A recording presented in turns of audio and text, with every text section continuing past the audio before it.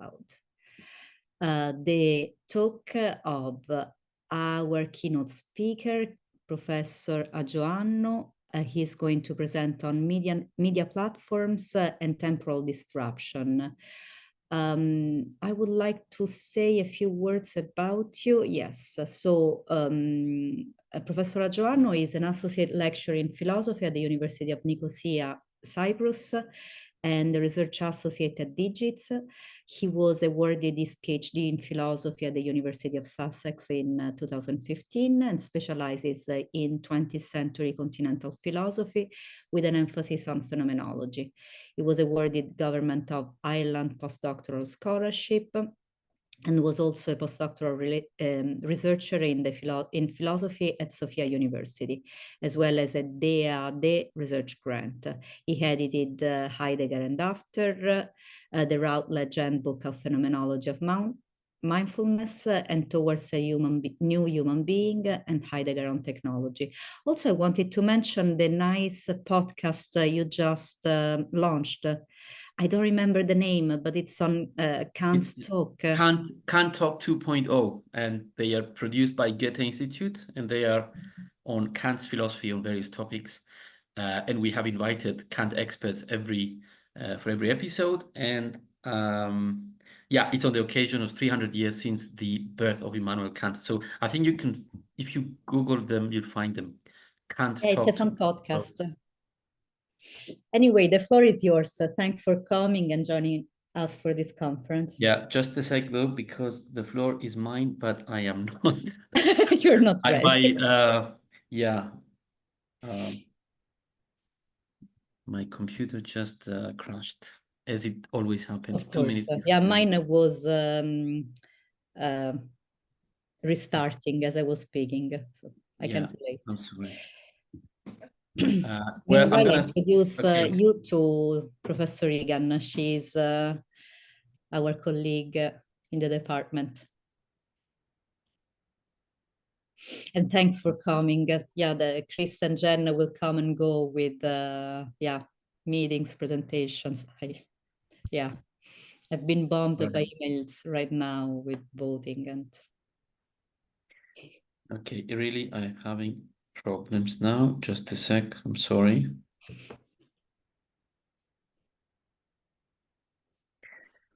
I think I'm gonna have to open it on my mobile phone. Which is very comfortable to read.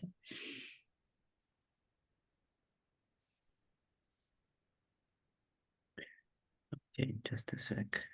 Sorry about that. No problem.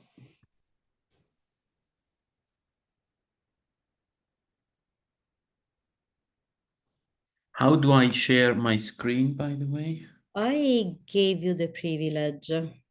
Theoretically, you just push on the button share and it should go.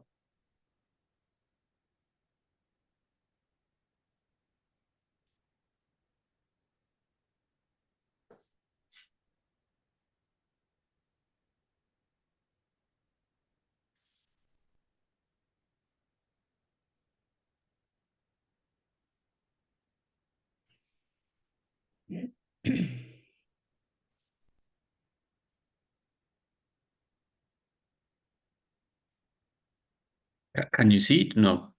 No.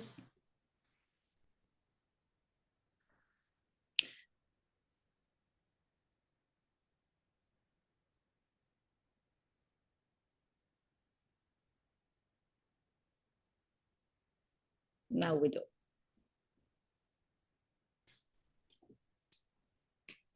Can you see it? Mm-hmm. Excellent. Okay, so at some point I will try to refer back to hopefully the phrase that I think Jameson said about the fact that it's easier to imagine the end of the world than the end of capitalism. Now, I'll tell you. Sorry. So this is a work in progress, and basically what I'm trying to do in this talk or this paper, which I just started writing, is to think about what kind of temporality do algorithms create, let's say, compared to the temporality of lived experience. And what I'm going to basically argue is that algorithms, the way they structure and the way they predict or they project, create content, generate content, does not reflect the way we humans in our lived experience experience futurity. Okay, so if we understand our own temporality and our structures in terms of algorithmic generation of content, then we have a problem. So in his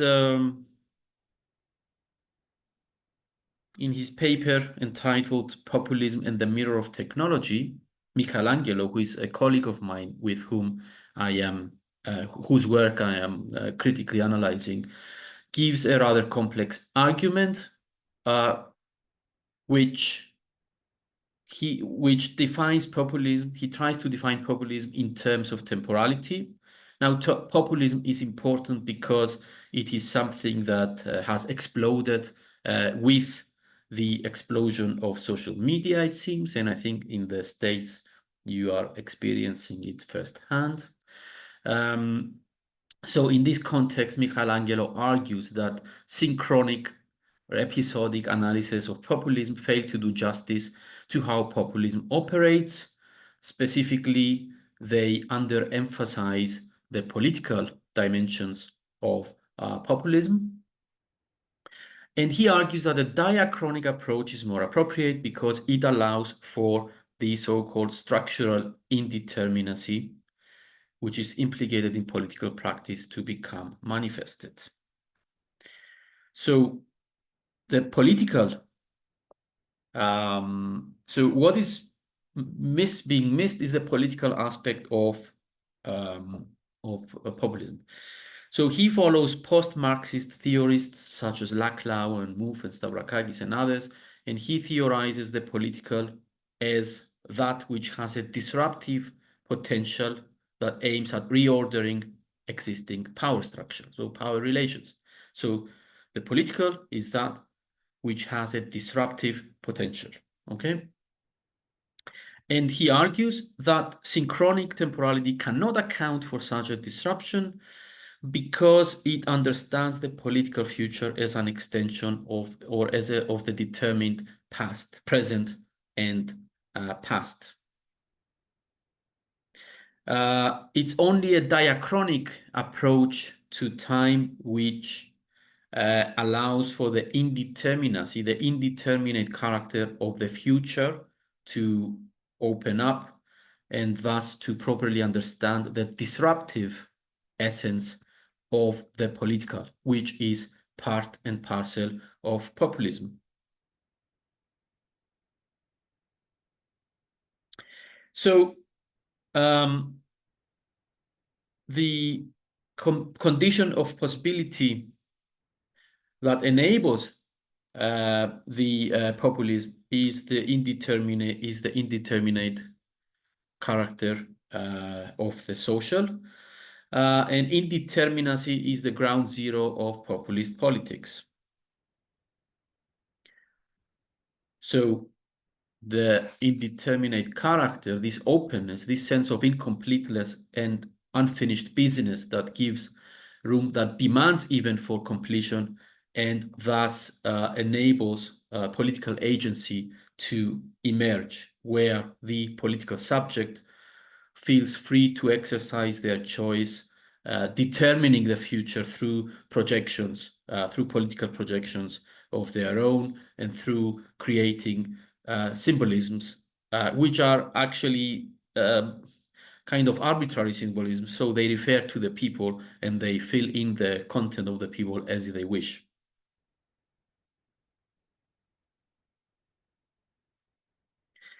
Now,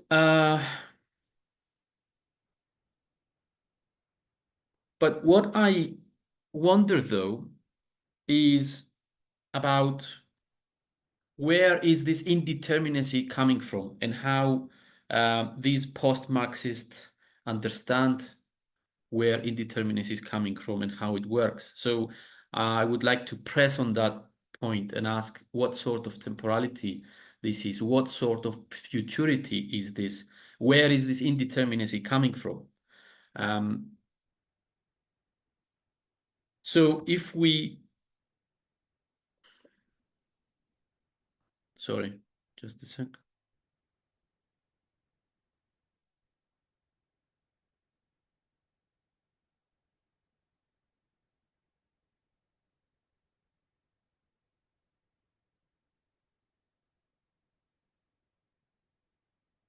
So, yeah, as Michelangelo argues, in post-Marxism, social life is seen as a network of discursive operations where meaning is determined relationally,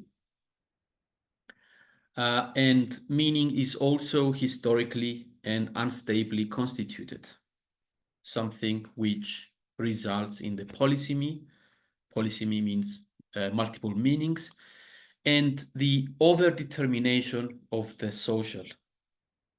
So what is crucial for my argument here is that in this context and in his argument, indeterminacy is an extension of the overdeterminacy of the social, right? So let me make this more clear.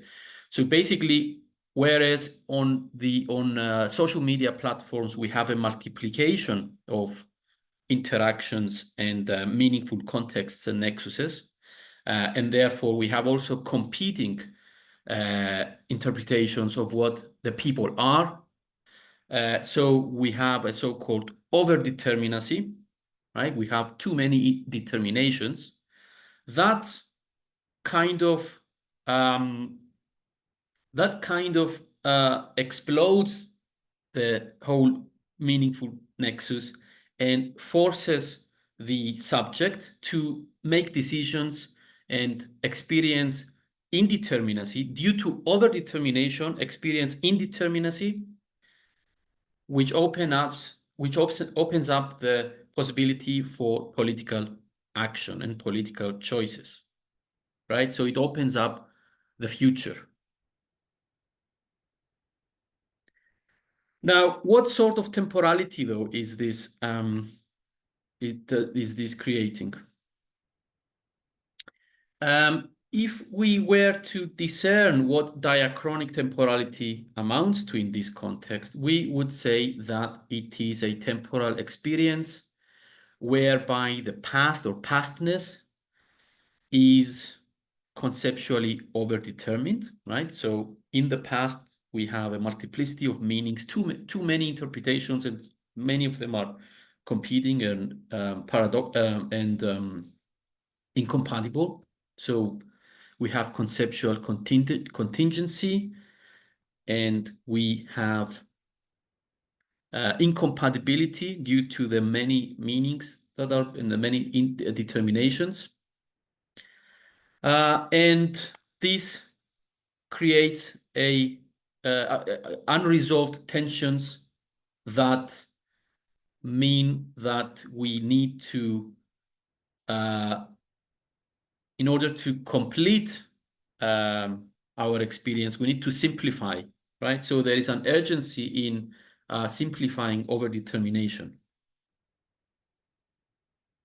So these are the characteristics of the past. The past is conceptually overdetermined, contingent, with carrying incompatible meanings, unresolved tensions, and therefore incomplete. Now, the presence is constituted as a moment of indeterminacy which is an extension of the past, and it is a moment of political decision, the ground zero of the political. And now we see how the future is constituted in this context. So the future or futurity is constituted as a projection in the future, a projective operation that generates a unifying symbolic signifier. So like umbrella concepts, political concepts, like the concept of the people, that are meant to resolve and simplify these tensions that are coming from the past and the present, and which force us to draw new symbolisms and act on them politically. So a key issue here that needs to be addressed has to do with the constitution of futurity, or call it futural consciousness or projective awareness or potential consciousness, if you like. This question has various ontological depths. We can ask about the constitution of futurity as a question pertaining to the temporal mode of future-oriented intentional awareness. Perhaps I can say that unlike in phenomenological accounts of futurity, of protension in Husserl, projection in Heidegger, futurity here refers to, it seems to be a mode that has a certain isomorphism with pastness. So there is a certain symmetry between the future and the past.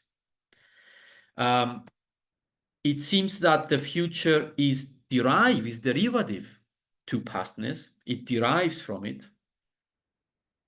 The reason it derives from it is because the force is coming from the past. So in the past is experienced as an overdetermination, so many meanings, and from it we experience the push to finally come up with a new definition, let's say, or a new symbol, which is actually not going to be entirely new, but it's going to borrow from something from the past.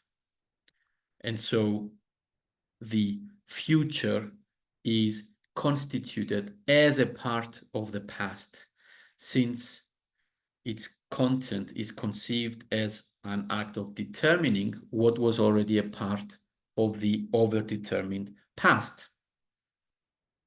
So the freedom of the populist political subject agent then refers to a political indeterminacy that emerges from an overdetermined past and is motivated by what Husserl would call retentive consciousness.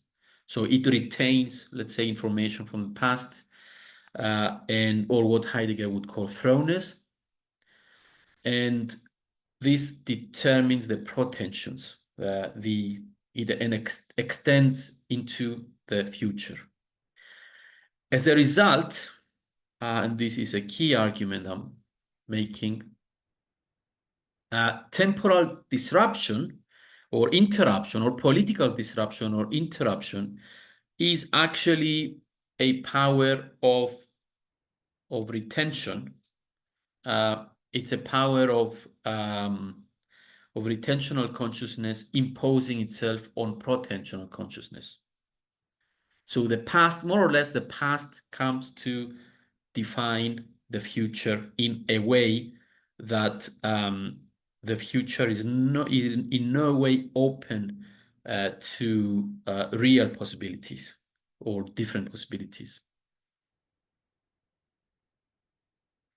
Now, what does technology have to do with all of this? This kind of temporalization is mirrored in technology, and specifically in social platforms, and the way the algorithms, the algorithmic systems organize the experience of the user. So let's see how this temporalization plays out in digital platforms, which form the new transformed public sphere. So Habermas recently wrote a book where he talks about an indeterminacy that establishes itself through platformization, which enables the spontaneous creation of networks, which in turn explains the creation of echo chambers and of populist politics. Now, I think he's wrong in some post-Marxists I refer to analysis are wrong to assume that there is any room for real indeterminacy or spontaneity through these networks, and there it has to do with the way the future is generated. And I have already hinted at the mechanism behind this. As I said, because the future is found to have a certain isomorphism with the past, the future is derivative to pastness because it derives from it, and it is constituted as a part of the past. So the past is comprised of already available information, the big data, right? And that's where we have the so-called overdetermination of concepts and symbols, and which includes unresolved tensions due to the diversity of data. Now, as regards the way simple or non-learning algorithms and the way these generate digital content, I think this is straightforward. The given input always produces the same output given a fixed sequence of steps. So there is no room for any spontaneous or creative generation, and there is no asymmetry between the future content generated and the past content. As regards the more complex and dynamic algorithms that generate content on media and on platforms such as Facebook, Instagram, X, Twitter, TikTok, and Blue Sky, etc., which set up echo chambers and filter bubbles, which are responsible for populist politics. So all of these platforms heavily rely on predictive processing algorithms, and some of these algorithms are not deterministic. They don't yield the same output for the same input, but they are probabilistic and interactive, meaning that the algorithm incorporates probability to handle uncertainty. And some of these algorithms utilize Bayesian inference in order to generate content. So how does this content, future content, and the generation relate to the past? Well, it is my hypothesis or my thesis, if you like, that in this context too, the future generated content has a certain isomorphism with past content in such a way that the content generated is derivative to past content. It derives from it. Now, as regards the third characteristic I mentioned earlier about the generated content being a part of the past, I'm not trying to argue that AI cannot be creative in the sense that it cannot generate new ideas or that the new generated content will be simply a regurgitation of past data. I do think AI is creative in some respects, but still it does heavily rely on past data. And of course, also I would like to say that AI is not writing our posts or our thoughts on these platforms, but the AI is ordering the timeline, the order that content appears to us and to which we respond, creating the epistemic bubbles and the echo chambers. Thus, it is manipulating the users and indirectly affecting the determination of the content and our future and our sense of awareness of futurity. Now, I'm gonna switch to Stigler now, or a post-phenomenological, let's say, critique of this, who borrows from Heidegger and indirectly from Husserl. And Stigler pointed out that information systems and algorithms, and hence the content and the connections generated by them, are designed in such a way that they aim at the negation of entropy of information. Entropy of information entropy is the inherent tendency of a system to degenerate or for destruction or disorganization, for disorder, right? So these systems are, so also we can think about the end of the world, right? So these self-regulating systems are what he called negentropic, so they negate entropy. They are there to set up a system that tries to weave out any so-called noise or any sort of distraction of information. So a cybernetic system, I'm quoting Malaspina here, is a set of organized constraints or contingency. In other words, it's the organized negation of noise. And unavoidably, noise becomes a metaphor for entropy as the chaotic dispersion of energy as disorder. So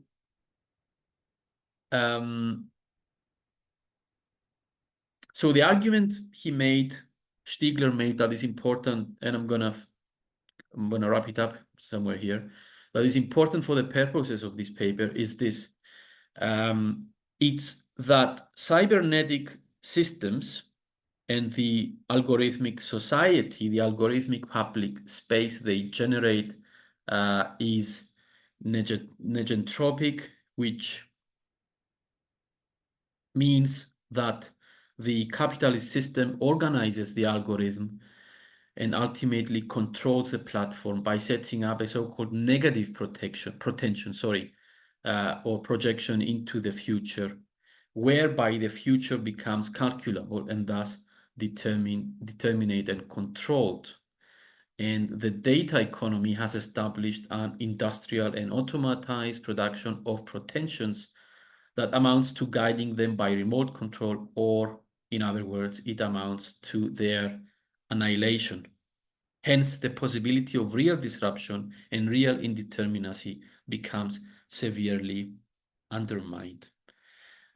Referring back to the phrase that it's easier to imagine the end of the world than the end of capitalism. So in this context, what this platform, what this data economy gives us is it